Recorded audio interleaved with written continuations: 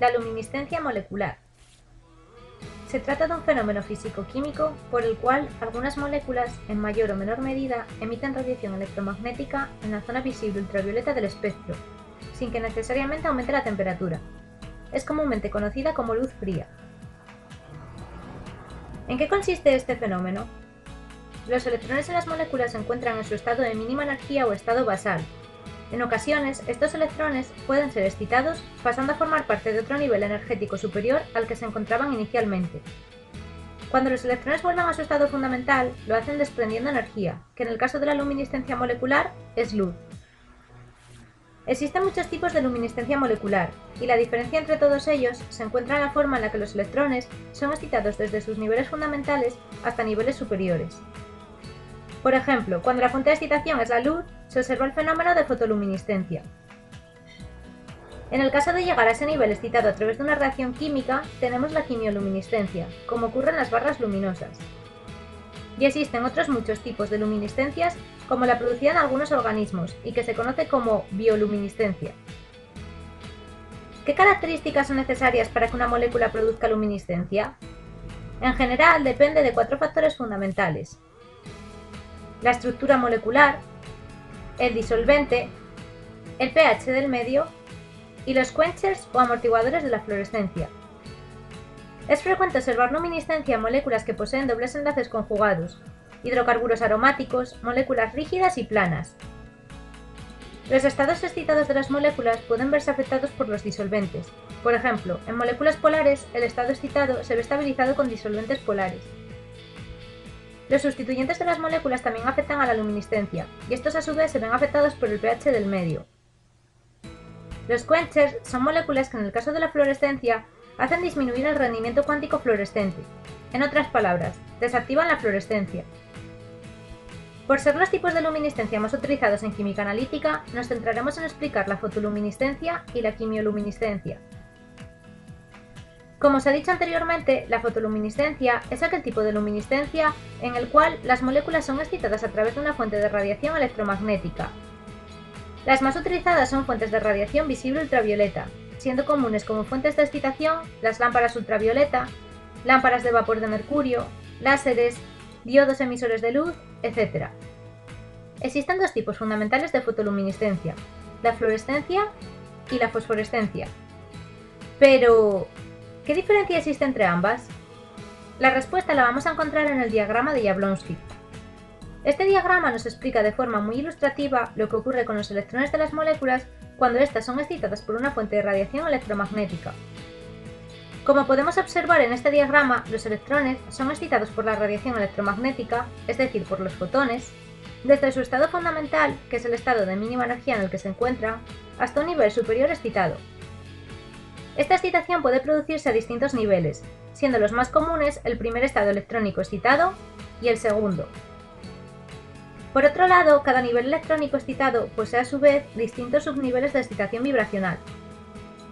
Los electrones que son excitados desde el nivel fundamental lo hacen hasta el estado vibracional de mayor energía. Tanto si nos encontramos en el estado electrónico excitado 1 como si estamos en el 2, posteriormente se producen una serie de procesos no radiacionales en los cuales no se emite radiación electromagnética, y por los cuales los electrones se sitúan en los niveles vibracionales más bajos del estado excitado de menor energía. Estos procesos son conocidos con los nombres de relajación vibracional y de conversión interna. Una vez que nos encontramos en el nivel vibracional de menor energía del primer estado excitado, que es el estado excitado de menor energía, pueden ocurrir dos cosas.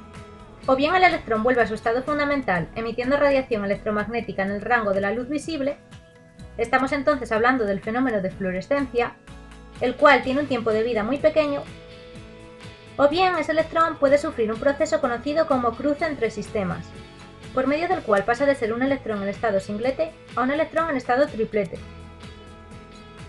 Posteriormente, este electrón en el estado triplete excitado de menor energía vuelve al estado fundamental, con la correspondiente emisión de radiación, similar a la que se producía desde el estado singlete excitado, pero con la diferencia de que esta emisión tiene una duración mayor y se conoce con el nombre de fosforescencia. Estos dos procesos son muy utilizados en química analítica para la cuantificación de sustancias químicas fluorescentes y fosforescentes. En el laboratorio hemos diseñado una serie de experimentos para poder mostrar el fenómeno de la fluorescencia y que sean fáciles de reproducir en cualquier laboratorio de química analítica. El análisis químico lo podemos dividir en dos tipos de análisis fundamentalmente. Por un lado, vamos a ver cómo la fluorescencia nos va a ser útil para analizar de forma cualitativa la concentración de las sustancias. Para ello necesitamos una lámpara fluorescente como la que se muestra en la imagen. Además, hemos utilizado tres compuestos fluorescentes que emiten en distintas longitudes de onda. La quinina, la cual emite una luz fluorescente de color azul de longitud de onda a 450 nanómetros. La rodamina B, que presenta un intenso color anaranjado, emitiendo en una longitud de onda de 576 nanómetros. Y por último, la fluoresteína, que tiene un color verde y su máxima emisión se encuentra en torno a los 516 nanómetros. Como podemos observar, todas ellas son moléculas planas, rígidas, con múltiples ciclos aromáticos, varias de las características mencionadas, las cuales presentaban las moléculas fluorescentes. Para el primer experimento se prepararon disoluciones de cada una de las sustancias y posteriormente se realizaron diluciones de cada una de ellas.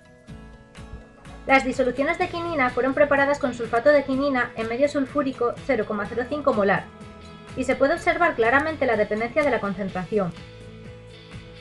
Las disoluciones de rodamina B fueron preparadas con rodamina B en agua destilada y también se observa perfectamente la dependencia. Y por último, las disoluciones de fluoresteína fueron preparadas en medio básico hidróxido de sodio 0,05 molar. Además, en el caso de la quinina realizamos otro experimento para demostrar la dependencia de la fluorescencia con el pH.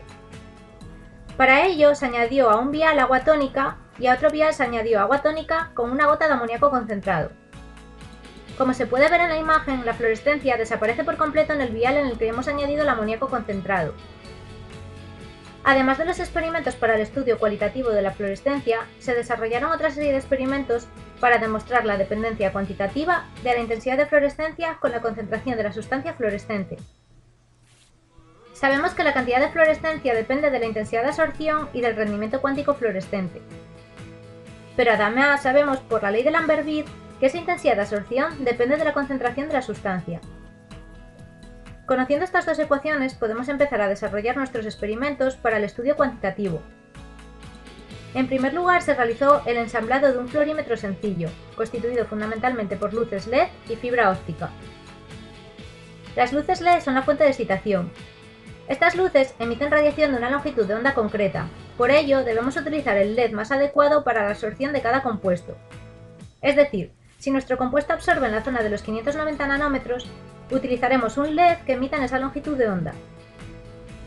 El siguiente componente fundamental de nuestro equipo es la fibra óptica, la cual permite llevar la luz desde la fuente de excitación hasta la cubeta portamuestras, y posteriormente llevar la luz emitida por la muestra hacia el fluorímetro, el cual es el último componente fundamental de nuestro equipo. Aquí es donde la señal es convertida en una corriente eléctrica capaz de ser descifrada por un software en el ordenador. El resultado de unir estos tres elementos fundamentales con la cubeta portamuestras y otros elementos es un equipo de espectroscopía de fluorescencia.